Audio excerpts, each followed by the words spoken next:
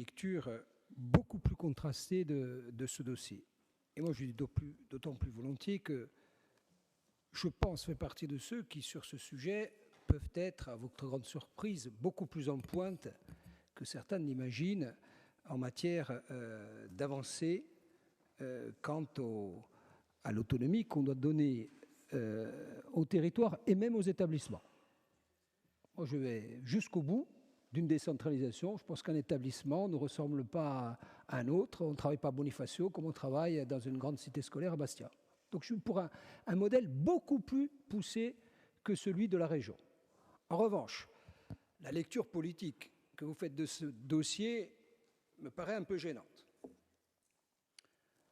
On parle de quoi? On parle de 3 jours.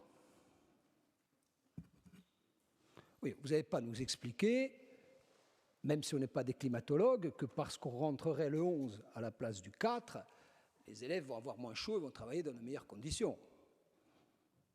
Donc, excluons ce premier argument.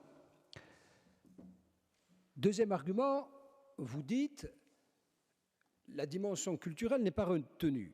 Je fais observer, et moi j'essaie de me mettre à la bonne distance, d'objectiver les choses. Le 8 septembre, il est vaqué.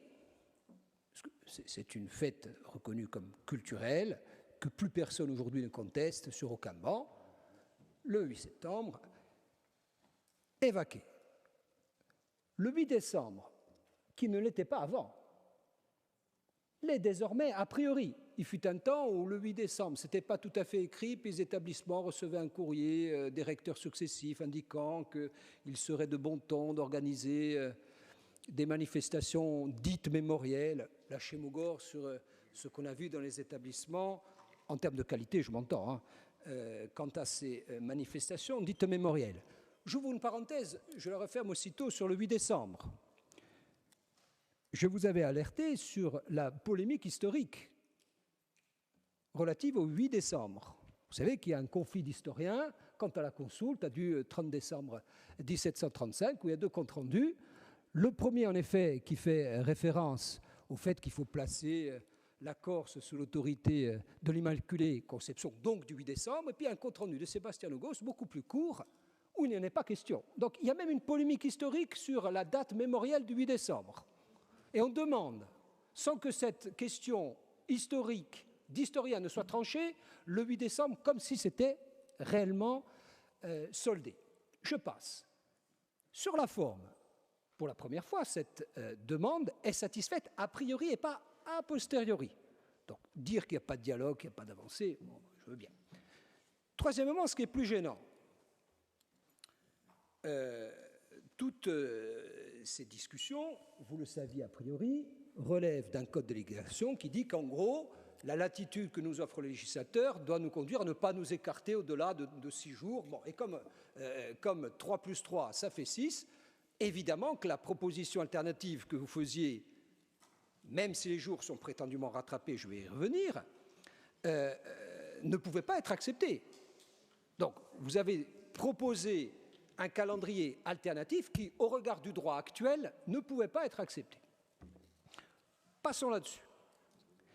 Moi, ce que je remarque, c'est que si nous étions autonomes, si nous avions l'autonomie, en tout cas celle que vous réclamez, et qui est en deçà de celle que moi j'imagine, cette Assemblée aurait voté le calendrier annexe 3 que vous proposez, 1, qui ne tient aucunement compte des changements climatiques, 2, qui fixe des dates fériées au service des élèves sur un sujet mémoriel et historique non tranché, 3, et ça c'est plus inquiétant, qui donne en termes de réussite scolaire et d'égalité des chances, moins des chances que tout élève sur le territoire français.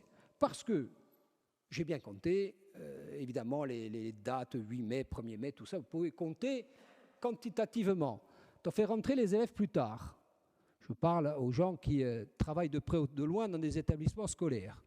Si on a la naïveté d'imaginer qu'on travaille mieux au mois de mai ou de juin qu'on ne travaille en avril, c'est qu'on ne connaît pas la réalité des établissements scolaires, ce que sont devenus comme dans toutes les cités balnéaires, là où il fait chaud et là où l'attractivité de l'extérieur est bien plus prégnante que ça ne peut être le cas dans certaines zones beaucoup moins attractives par la séduction de certains paysages ou d'autres activités qui préoccupent davantage les adolescents que sur d'autres territoires.